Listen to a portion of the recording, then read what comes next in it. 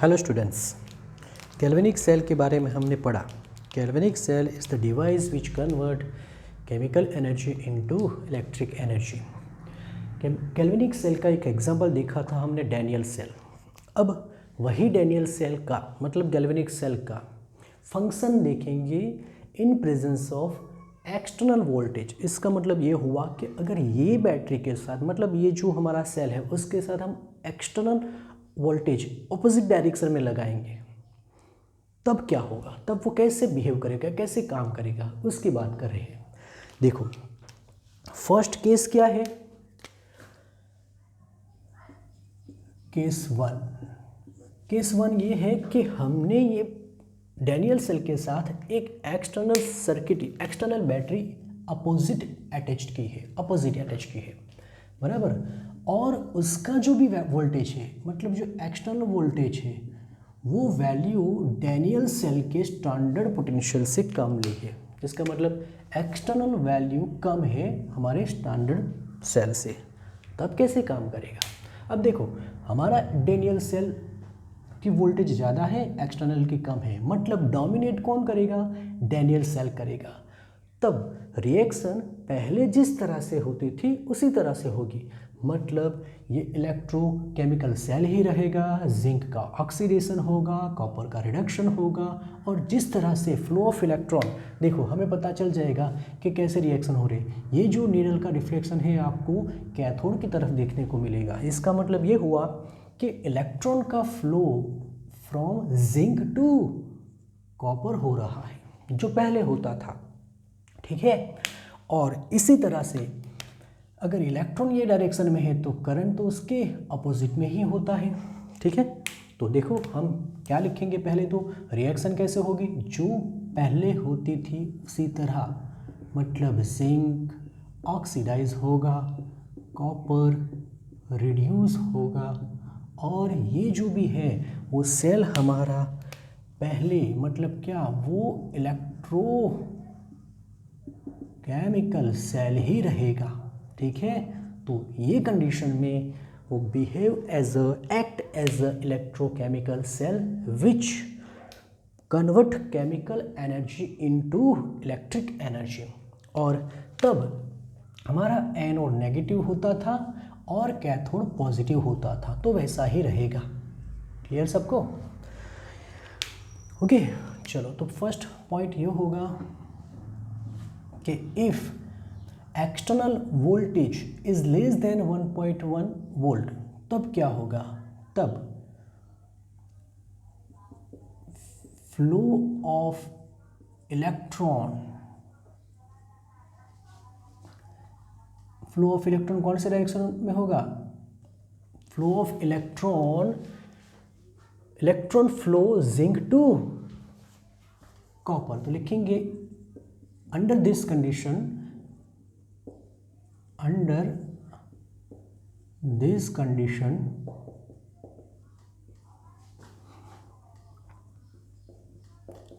electrons flow from zinc to copper।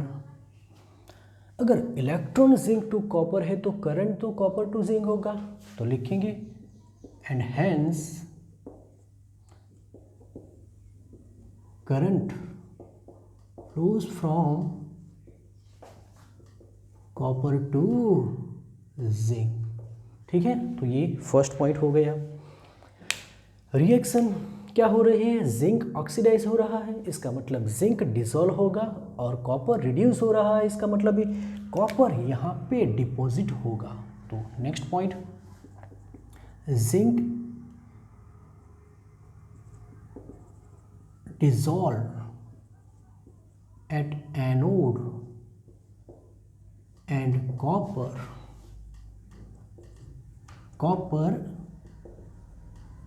Deposited at cathode, ठीक है। तो ये कंडीशन हो जाएगी। मतलब क्या हुआ कि हमारा जो डैनियल सेल है वो act as a electrochemical cell, और एनोड क्या होता है, एनोड कैसा होगा, नेगेटिव, और कैथोड पॉजिटिव होगा। ठीक है, चलो नेक्स्ट केस ले लेते हैं, केस 2। अब क्या है देखो, अब जो एक्सटर्नल वोल्टेज है, एक्सटर्नल वोल्टेज वो और डैनियल सेल का वोल्टेज सेम हो गया। अब क्या होगा, दोनों का पावर सेम हो गया, दोनों अपोजिट डायरेक्शन में है, मतलब यहाँ पे कोई भी करंट पास नहीं होगा। यहाँ पे I इज इक्वल टू 0 होगा और नीडल का डिफ्लेक्शन आपको देखने को नहीं मिलेगा। देखो इलेक्ट्रॉन कौन से डायरेक्शन में फ्लो कर रहा है कैसे पता चलेगा, ये डिफ्लेक्शन ऑफ नीडल, अगर डिफ्लेक्शन ऑफ नीडल कैथोड की तरफ है इसका मतलब इलेक्ट्रॉन एनोड टू कैथोड है। डिफ्लेक्शन नहीं हो रहा इसका मतलब इलेक्ट्रॉन फ्लो नहीं हो रहा, यानी कि करंट भी फ्लो नहीं होगा। तो लिखेंगे अंडर दिस कंडीशन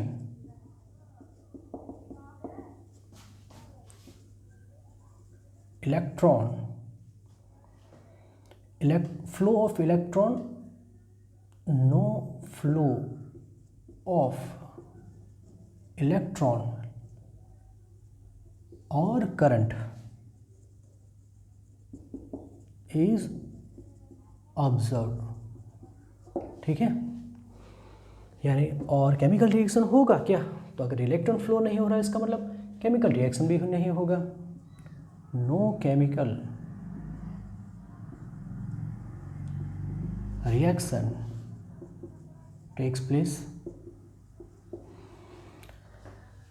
नेक्स्ट, ये मोस्ट इंपॉर्टेंट केस 3 क्या है, external voltage is greater than Daniell cell voltage. अब क्या होगा, देखो यहाँ पे एक्सटर्नल वोल्टेज कैसा है, ज़्यादा है, तो वो डोमिनेट करेगा और वो डिसाइड करेगा कि रिएक्शन कैसी होगी। अब जैसे ही हमने एक्सटर्नल वोल्टेज ज़्यादा लगा दिया तब क्या होगा, यहाँ पे रिएक्शन में रिवर्स हो जाएगी। रिवर्स मतलब क्या, रिवर्स मतलब क्या, रिवर्स मतलब जिंक जो डिसॉल्व हो रहा था अब जिंक 2 प्लस आयन रिड्यूस होके डिपॉजिट होंगे, और कॉपर जो रिड्यूस हो रहा था अब वो कॉपर ऑक्सीडाइज होके डिसॉल्व होगा। तो यहाँ पे रिएक्शन रिवर्स्ड हो गई, यानी कि ये जो सेल है वो इलेक्ट्रोलाइटिक सेल बन गया। और इलेक्ट्रोलाइटिक सेल मतलब which convert electric energy into chemical energy, ये मतलब यहाँ से वो इलेक्ट्रिक एनर्जी ले रहा है और अपनी केमिकल रिएक्शन बता रहा है। और यहाँ पे फ्लो ऑफ डिफ्लेक्शन आपको ये डायरेक्शन में मिलेगा, इसका मतलब flow of electron copper two zinc है, तो फिर करंट कौन से डायरेक्शन में होगा, जिंक टू कॉपर होगा। ठीक है, तो रिएक्शन रिवर्स हो गई। और दूसरी बात, यहाँ पे देखो एनोड नेगेटिव था, कैथोड पॉजिटिव था, लेकिन जब एक्सटर्नल वोल्टेज बढ़ जाएगा तो पोलैरिटी भी चेंज हो जाएगी। अब ये एनोड वो बन गया पॉजिटिव और ये कैथोड बन गया नेगेटिव, यानी कि जिंक जो पहले नेगेटिव था अब वो पॉजिटिव बन गया। तो लिखेंगे under this condition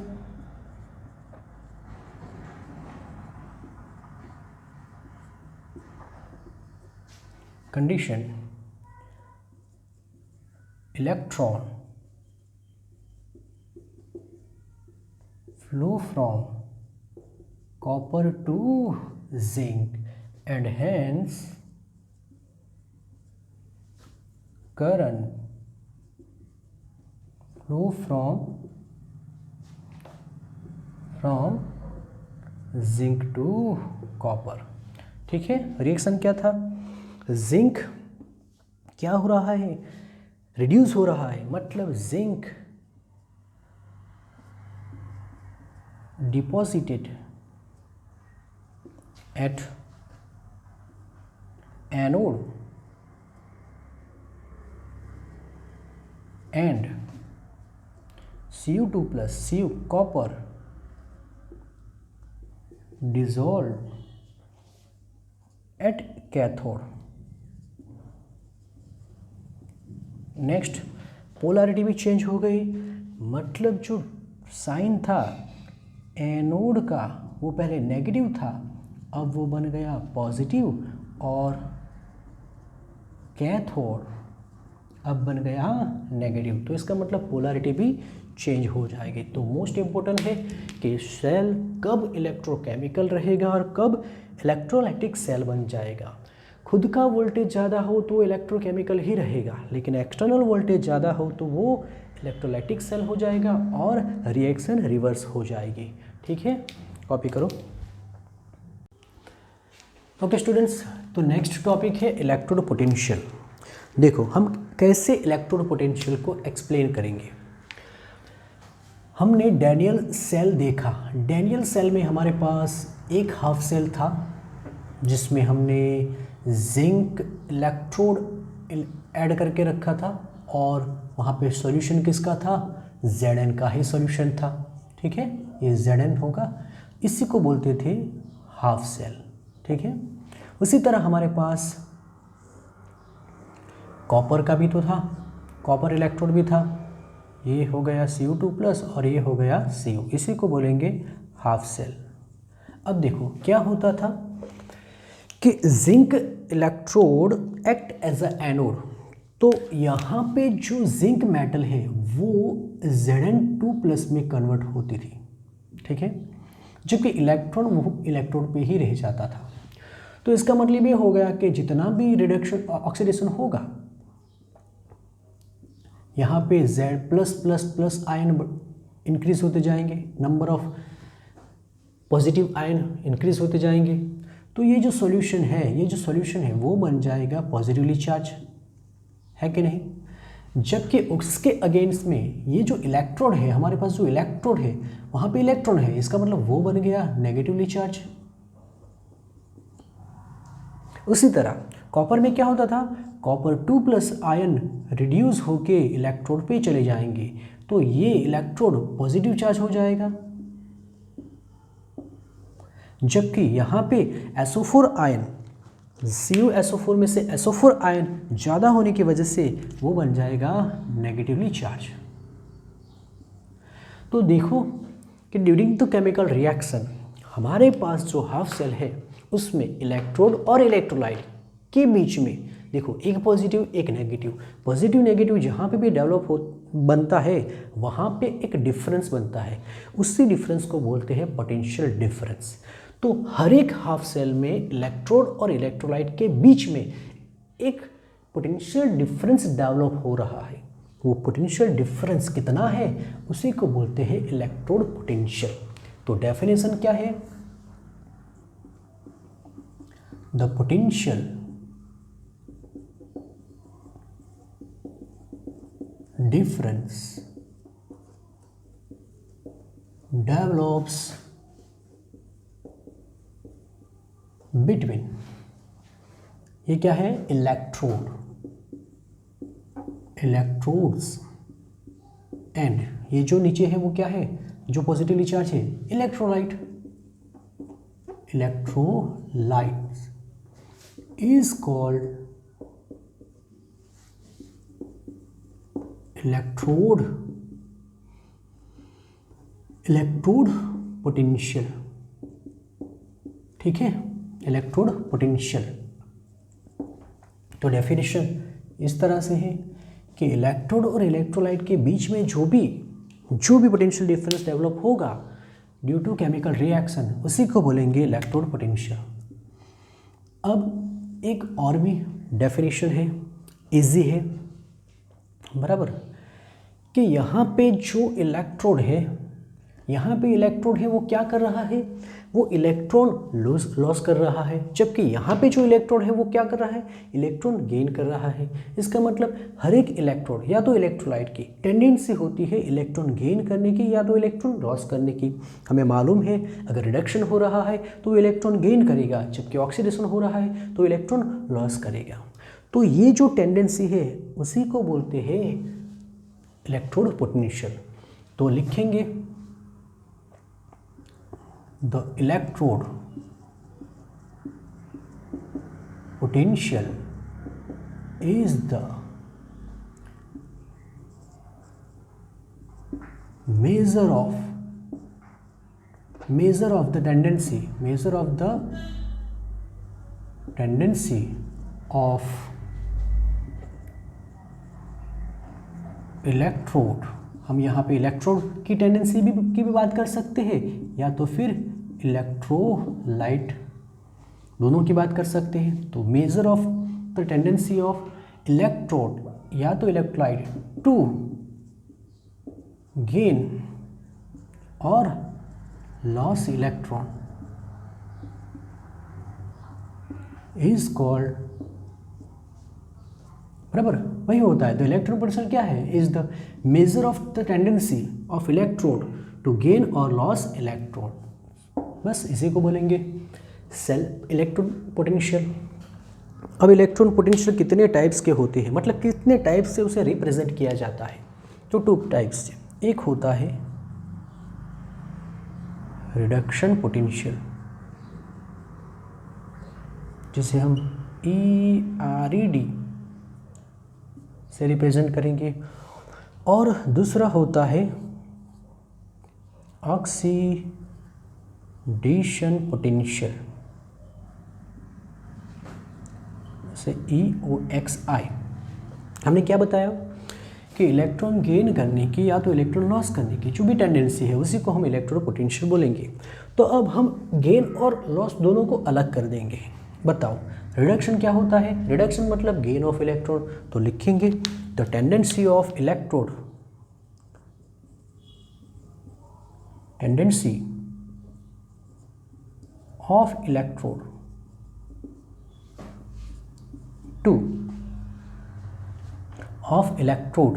to reduction है मतलब gain electron is called its reduction potential, है कि नहीं?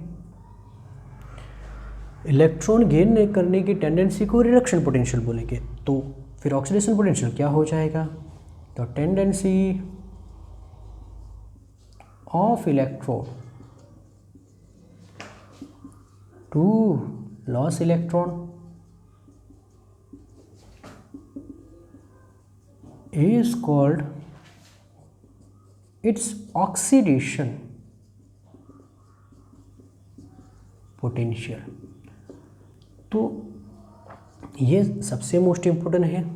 इलेक्ट्रॉन गेन करने की टेंडेंसी मतलब रिडक्शन पोटेंशियल, इलेक्ट्रॉन लॉस करने की टेंडेंसी मतलब ऑक्सीडेशन पोटेंशियल। अब ये दोनों कितने होते हैं, क्या डिफरेंस होते हैं, अलग अलग होते हैं? तो देखो दोनों की वैल्यू तो सेम होती है। जैसे कि कोई एक इलेक्ट्रोड के लिए ऑक्सीडेशन पोटेंशियल और रिडक्शन पोटेंशियल की वैल्यू सेम होती है, डिफरेंस है साइन का।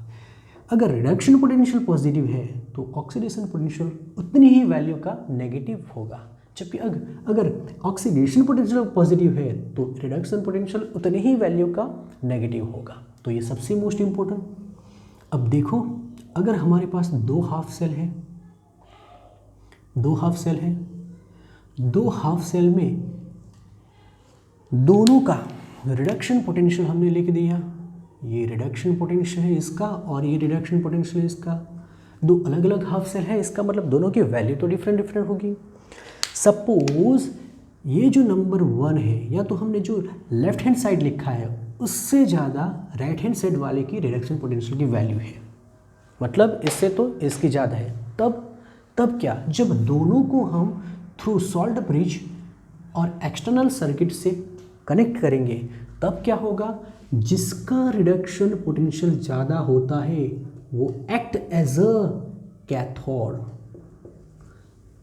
मतलब वो कैथोड बनेगा। और कैथोड पे कौन सी रिएक्शन होती है, सबको मालूम है कौन सी रिएक्शन होती है, रिडक्शन। तो वो वहाँ पे रिडक्शन रिएक्शन होगी।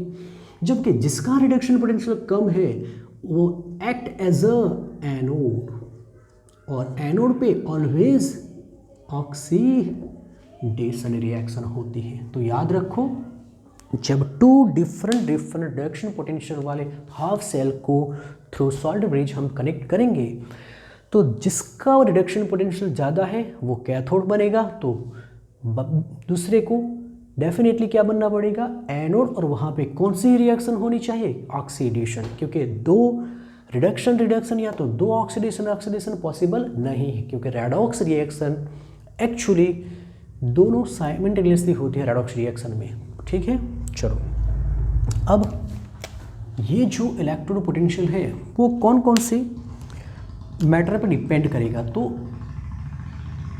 इलेक्ट्रोड पोटेंशियल डिपेंड्स अपॉन, देखो कहाँ कहाँ कौन कौन से पॉइंट पे डिपेंड करेगा, तो फर्स्ट है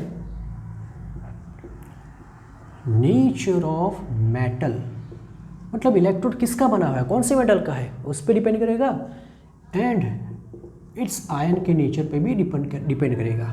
तो आयंस का नेचर क्या है, मेटल इलेक्ट्रोड का नेचर क्या है उस पर डिपेंडेबल है। Next concentration of ions in solution, तो जो इलेक्ट्रोलाइट है, सॉल्यूशन मतलब इलेक्ट्रोलाइट, उसमें आयंस का कॉन्सेंट्रेशन कैसा है उस पर भी डिपेंडेबल है।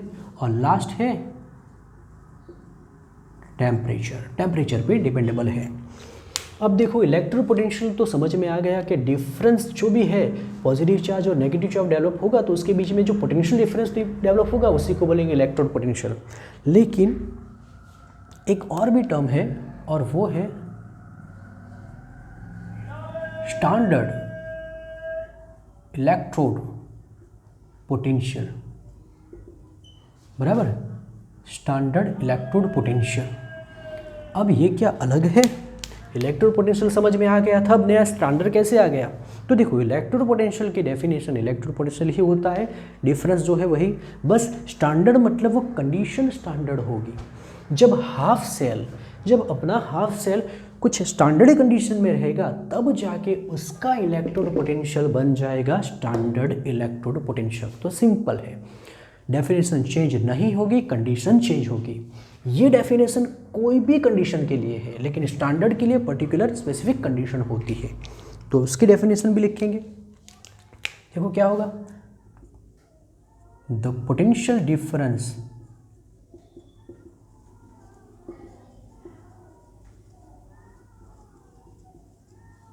डेवलप्स बिटवीन देखो metal electrode and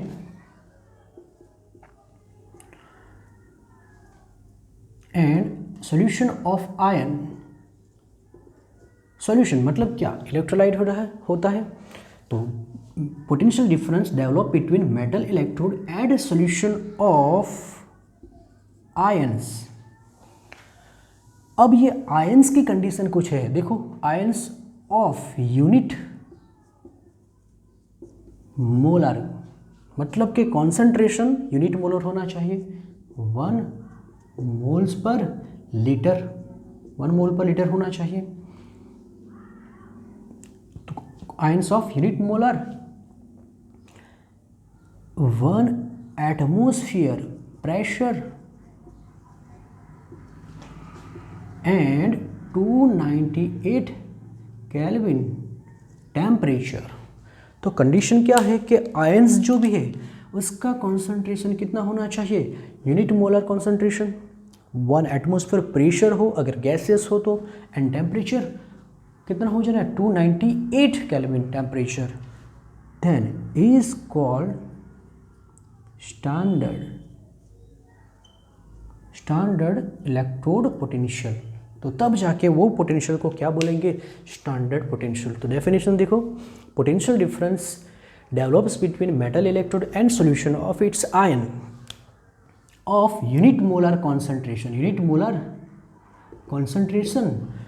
1 atmosphere pressure and 298 kelvin temperature is called standard electrode potential. ठीक है, नेक्स्ट है सेल पोटेंशियल। जिस तरह से हमने इलेक्ट्रोड पोटेंशियल समझा उसी तरह सेल पोटेंशियल है, इलेक्ट्रोड पोटेंशियल से ही सेल पोटेंशियल मिलता है। देखो डेनियल सेल की स्मॉल एक डायग्राम हमें ड्रॉ किया हुआ है, क्या होता था डेनियल सेल में, डैनियल सेल में होता था ये कि जिंक का जो रोड है, जिंक का जो इलेक्ट्रोड है वो ऑक्सीडाइज होता था। इसका मतलब वो Zn+2 में कन्वर्ट होता था और ये Zn+2 ये सॉल्यूशन में जाएगा। मतलब सॉल्यूशन कैसा बन जाएगा? Positively charge. यहाँ पे कॉपर रिड्यूस होगा और यहाँ पे डिपॉजिट होता था, तो कॉपर निकल जाएगा तो अंदर रहेगा SO4, यानी कि यहाँ पे धीरे धीरे नेगेटिवली चार्ज बनता जाएगा क्योंकि कॉपर का कॉन्सेंट्रेशन कम होता जाएगा। तो देखो ये जो हाफ सेल है, ये जो हाफ सेल है वो पॉजिटिवली चार्ज बन गया और ये जो हाफ सेल है वो नेगेटिवली चार्ज बन गया। तो यहाँ पे दोनों हाफ सेल में भी एक डिफरेंस क्रिएट होगा, पोटेंशियल डिफरेंस, क्योंकि ये पॉजिटिवली चार्ज है या नेगेटिवली चार्ज है, वो पोटेंशियल डिफरेंस को ही बोलेंगे हाफ सेल। तो डेफिनेशन क्या होगी? Simple potential difference, potential difference between two half cell is called cell potential। Simple definition है, बराबर। The potential difference develop between two half cell is called cell potential. It is measured in volt. तो इसका unit क्या है? इसका unit, it is measured in volt unit, volt capital V। ठीक है, चलो एक और भी डेफिनेशन है, बराबर, जिसे हम नॉर्मली यूज करने वाले हैं न्यूमेरिकल्स के लिए। वो डेफिनेशन क्या है? वो है cell potential. The cell potential is the difference of reduction potential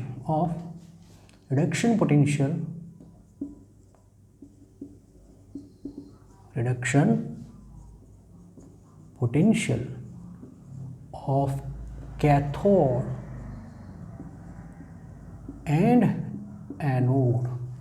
क्या लिखा है? देखो, cell potential is the difference of reduction potential, is the difference of reduction potential of cathode and anode. इसका मतलब ये हो गया कि अगर मुझे सेल पोटेंशियल चाहिए तो मुझे क्या करना पड़ेगा?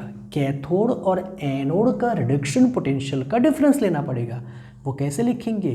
तो ये हो गया रिडक्शन कैथोड माइनस ये हो गया रिडक्शन एनोड। बात समझ में आई? सिंपल है। किसका किसका डिफरेंस है? Reduction potential of cathode minus reduction potential of anode. उसी तरह हम ये भी लिख सकते हैं कि cell potential is the difference of oxidation potential of cathode and anode. उसे किस तरह से लिखेंगे? उसे इस तरह से लिखेंगे, oxidation anode minus oxidation potential of cathode. तो ये फॉर्मूला यूज़ करेंगे, दोनों फार्मूला से हम काउंट करेंगे, कैलकुलेट करेंगे, लेकिन रिडक्शन पोटेंशियल पहले यूज़ करेंगे। चलो एक न्यूमेरिकल्स है छोटा सा, देखो, electrode potential of Ag electrode is 0.80। अब देखो, इलेक्ट्रोड पोटेंशियल मतलब वो रिडक्शन होगा या ऑक्सीडेशन होगा। तो याद रखना, इलेक्ट्रोड पोटेंशियल मतलब समझना है आपको रिडक्शन पोटेंशियल। ठीक है, तो यहाँ पे हमें क्या दिया हुआ है? हमें यहाँ पे रिडक्शन पोटेंशियल ऑफ Ag, और वो वैल्यू कितनी है? 0.80 वोल्ट। फिर Fe इलेक्ट्रोड की वैल्यू है, रिडक्शन पोटेंशियल ऑफ Fe कितनी है? -0.44 वोल्ट। और हमें क्या ढूंढना है? हमें ढूंढना है सेल पोटेंशियल। कैसे ढूंढेंगे? ये फॉर्मूला। लेकिन कन्फ्यूज़न कहाँ पे होगा कि कैथोड कौन बनेगा और एनोड कौन बनेगा। तो हमने आगे बताया, जिसका रिडक्शन पोटेंशियल ज़्यादा होता है वो एक्ट एज अ कैथोड, तो ये बन जाएगा एक्ट एज कैथोड। तो जिसका कम होता है, देखो 0.80 वैल्यू ज़्यादा है तो वो कैथोड बनेगा, और जिसका कम है वो एक्ट एज एनोड। ठीक है, अब तो सिंपल है, फॉर्मूला रखेंगे। फॉर्मूला क्या था? फॉर्मूला सिंपल था, E cell is equal to E reduction cathode minus E reduction anode. ये वैल्यू कितनी है? 0.80, फिर माइनस और माइनस 0.44, माइनस माइनस प्लस हो जाएगा तो टोटल वैल्यू हो जाएगी 1.22 वोल्ट। तो इस तरह से आंसर मिलेगा। ओके, नेक्स्ट टॉपिक है symbolic representation of half cell and cell. तो पहले हम हाफ सेल का सिंबॉलिक रिप्रेजेंटेशन देखेंगे। देखो, मुझे रिप्रेजेंट करना है जिंक हाफ सेल का, मुझे रिप्रेजेंट करना है कॉपर हाफ सेल का, तो मैं कैसे करूँगा? तो इसका रिप्रेजेंटेशन इस तरह से है। हाफ सेल मतलब क्या? क्या हाफ सेल होता है? याद करो, हाफ सेल मतलब किसे बोलते थे? एक सॉल्यूशन होगा, उसमें मेटल होगा, सपोज मेटल जिंक का है तो यहाँ पे आयन भी जिंक का ही होना चाहिए, इसको ही हाफ सेल बोलेंगे। तो रिप्रेजेंट भी इसी तरह से किया जाएगा। ये हो गया Zn, फिर एक हमें लाइन ड्रॉ करनी है, फिर बाजू में लिखेंगे उसके आयन। ये क्या रिप्रेजेंट करेगा कि Zn मेटल Zn2+ के साथ कांटेक्ट में है। ठीक है, तो कॉपर का रिप्रेजेंटेशन कैसे होगा? इसी तरह से Cu/Cu2+। अब ये तो सिंपल है। अब गैसियस इलेक्ट्रोड को कैसे रिप्रेजेंट करेंगे? जैसे कि मुझे हाइड्रोजन हाफ सेल का रिप्रेजेंटेशन करना है। हाइड्रोजन हाफ सेल के बारे में डिटेल में पढ़ने वाले हैं, लेकिन याद रखो अभी देखो, उसमें एक इलेक्ट्रोड होता है, इनर्ट मेटल इलेक्ट्रोड, नॉर्मली वो प्लैटिनम होता है। तो जो मेटल होता है इनर्ट वो पहले आएगा, बाद में जो गैस होगा वो होगा, जैसे कि हाइड्रोजन वो गैसियस फॉर्म में होता है तो जी लिखेंगे। अब ये किसके कांटेक्ट में होता है? किसी ना किसी आयन के कांटेक्ट में तो होगा, वो नॉर्मली H+ के आयन के कांटेक्ट में है, तो इस तरह से रिप्रेजेंट किया जाएगा। उसी तरह अगर आपको क्लोरीन हाफ सेल को रिप्रेजेंट करना है तो कैसे करेंगे? गैसियस हाफ सेल को इस तरह से ही रिप्रेजेंट किया जाता है। पहले इनर्ट मेटल प्लैटिनम, फिर वो जो भी गैस है उसका मॉलिक्यूलर फार्मूला, और फिर उसके कांटेक्ट में रहने वाला आयन वो होगा Cl-। उसी तरह अगर मुझे ब्रोमीन हाफ सेल को रिप्रेजेंट करना हो तो कैसे करेंगे? फिर से प्लैटिनम Br2 गैस और Br-। तो इस तरह से हाफ सेल को रिप्रेजेंट किया जाता है। नेक्स्ट है सेल को, हम सेल को रिप्रेजेंट करेंगे, ये सबसे मोस्ट इम्पोर्टेंट है। देखो, सेल को रिप्रेजेंट करने का एक सिंपल फंडा है, ये है कि आपको पहले एनोड लिखना है, फिर अगर आपने सॉल्ट ब्रिज यूज़ किया है तो आपको डबल लाइन लिखनी है, अगर नहीं किया तो सिंगल लाइन। लेकिन नॉर्मली इलेक्ट्रोकेमिकल सेल में सॉल्ट ब्रिज होता ही है, इसका मतलब डबल लाइन, और फिर कैथोड को रिप्रेजेंट करेंगे। चलो एग्जाम्पल से ही समझेंगे। ये एग्जाम्पल नंबर 1, पहले तो हम डेनियल सेल का ही कर देंगे। चलो याद करो, डेनियल सेल में क्या होता था? हमारे पास एक हाफ सेल क्या होता है? Zn, और दूसरा कौन सा था? कॉपर। अब हमने ये बता दिया कि ये बनेगा एनोड और ये बनेगा कैथोड। चलो इतना मैंने बता दिया। अब कैसे रिप्रेजेंट करेंगे? तो देखो, पहले आपको एनोड लिखना है, तो एनोड कैसे लिखेंगे? Zn, फिर Zn2+ aqueous. Salt bridge use हुआ है, इसका मतलब डबल लाइन होगी। उसके बाद इसको किस तरह से लिखना है? तो यहाँ पे कन्फ्यूज़न होता है। देखो, सॉल्ट ब्रिज किसके कनेक्ट में होता है? तो सॉल्ट ब्रिज एनोड के आयंस और कैथोड के आयन को कांटेक्ट में रखता है। तो इसका मतलब ये हो गया कि सॉल्ट ब्रिज आयन के कांटेक्ट में होता है तो सॉल्ट ब्रिज के आजू बाजू भी आयंस ही होने चाहिए। तो जैसे यहाँ पे Zn+2 हुआ तो यहाँ पे होगा Cu+2 एक्वियस, फिर बाद में Cu। अब ये एनोड होता है और एनोड नेगेटिवली चार्ज होता है, इसका मतलब यहाँ पे नेगेटिव साइन लिखेंगे और ये कैथोड है मतलब पॉजिटिव साइन। ठीक है, चलो रिएक्शन भी लिख देते हैं। रिएक्शन कैसे होगी, तो एनोड पे ऑलवेज ऑक्सीडेशन होता है, तो एनोड की रिएक्शन पहले लिखेंगे। Zn में से क्या बन रहा है, Zn2+ और 2 इलेक्ट्रॉन रिलीज हो रहा है, जबकि कैथोड पे वही इलेक्ट्रॉन कौन लेगा, Cu2+ में से क्या बन रहा है, Cu, तो Cu2+, 2 electron gain and Cu solid. तो ये हमारी एनोड और कैथोड की रिएक्शन भी हो गई। इसके सेल पोटेंशियल को कैसे लिखेंगे, सेल पोटेंशियल का रिप्रेजेंटेशन किया, अब ई सेल कैसे लिखेंगे, तो इसका ई सेल होगा, याद करो फॉर्मूला क्या है, reduction cathode minus reduction anode. तो यहाँ पे कैथोड कौन है, कॉपर, तो रिडक्शन पोटेंशियल किसका होगा, देखो किसका है, कॉपर का, माइनस रिडक्शन पोटेंशियल किसका होगा, Zn का। ठीक है, ओके, देखो ये हाफ सेल का रिप्रेजेंटेशन है, जबकि ये रिडक्शन पोटेंशियल को इंडिकेट कर रहा है।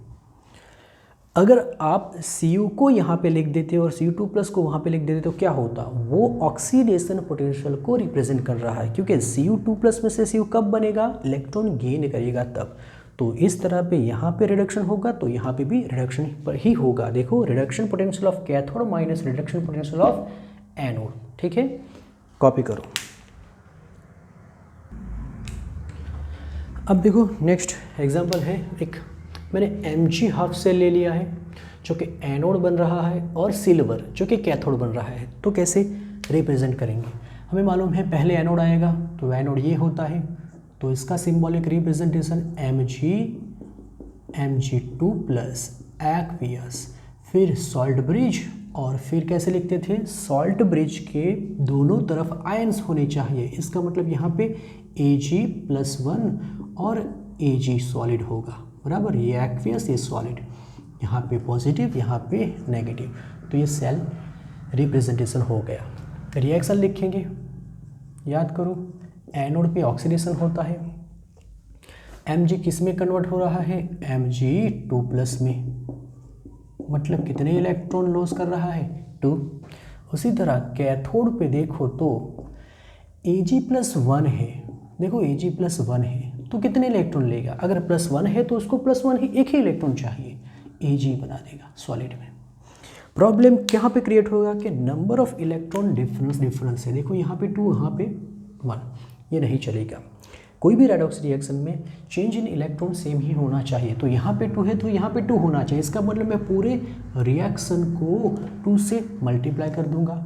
अब देखो सेल रिएक्शन अगर लिखनी है तो इक्वल अपोजिट डायरेक्शन कैंसिल करो, लेफ्ट हैंड साइड का लेफ्ट हैंड साइड और राइट हैंड साइड का राइट हैंड साइड, तो कैसे लिखेंगे, Mg+2Ag+ gives Mg2+2Ag solid, solid form में होते हैं और ये aqueous.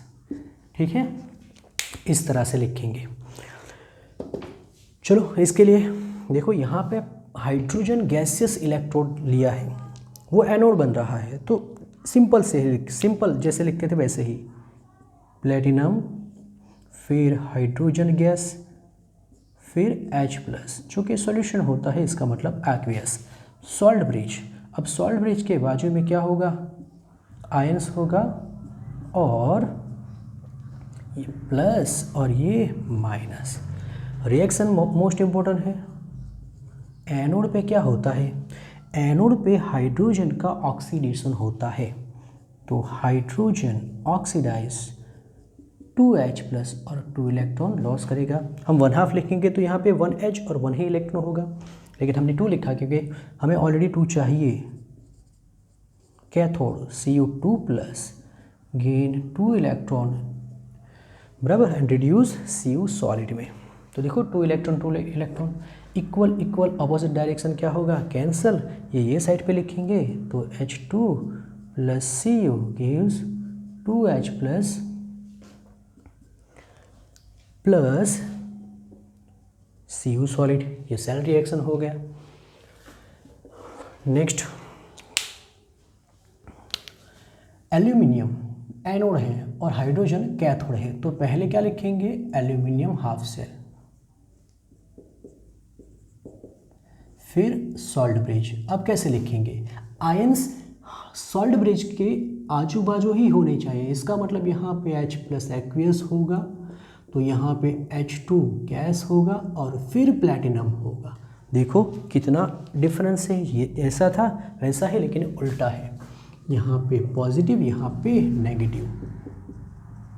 Anode aluminium convert into Al+3, इसका मतलब कितने इलेक्ट्रॉन रिलीज करेगा, 3 प्लस मतलब 3 इलेक्ट्रॉन, जबकि H प्लस कन्वर्ट इनटू, क्योंकि H प्लस तो कैथोड है मतलब रिडक्शन होगा उसको, तो H प्लस को 1 इलेक्ट्रॉन चाहिए और वो H2 में कन्वर्ट होगा, 1/2 होगा, है कि नहीं, क्योंकि एक ही तो हाइड्रोजन है। लेकिन हमने क्या बताया, नंबर ऑफ इलेक्ट्रॉन सेम होने चाहिए, यहाँ पे 3 है तो यहाँ पे 3, तो मुझे 3 से मल्टीप्लाई करना पड़ेगा, मतलब ये 3/2 हो जाएगा, ठीक है। या तो फिर अगर आपको इसमें नहीं रखना है तो इसको 2 से मल्टीप्लाई करो, इसको 6 के मल्टीप्लाई करो, लेकिन चलेगा। चलो Al plus 3H plus gives, ये तो कैंसिल हो जाएगा, Al3 प्लस एंड 3/2 H2। इसके लिए अगर मुझे ई सेल लिखना हो तो कैसे लिखूँगा, बताओ क्या फॉर्मूला था, E cell reduction, sorry E reduction potential of cathode minus E reduction potential of anode. तो इसका मतलब यहाँ पे कैथोड मतलब ये होगा, तो यहाँ पे लिखेंगे H plus H2 minus Al3 plus Al। क्यों, क्योंकि हमने कौन सा पोटेंशियल लिया, रिडक्शन, तो ये भी रिडक्शन फॉर्म में ही होना चाहिए।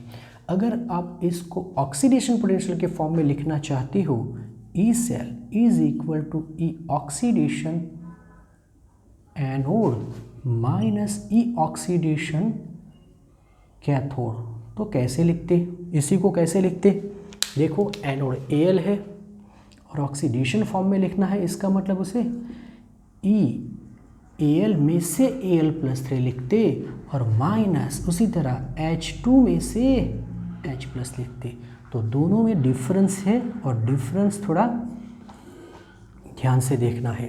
अगर रिडक्शन फॉर्म में है तो रिडक्शन फॉर्म में, रिडक्शन पोटेंशियल है तो रिडक्शन फॉर्म में, लेकिन अगर ऑक्सीडेशन पोटेंशियल है तो ऑक्सीडेशन फॉर्म में लिखना पड़ेगा। तो ये हो गया सेल का रिप्रेजेंटेशन।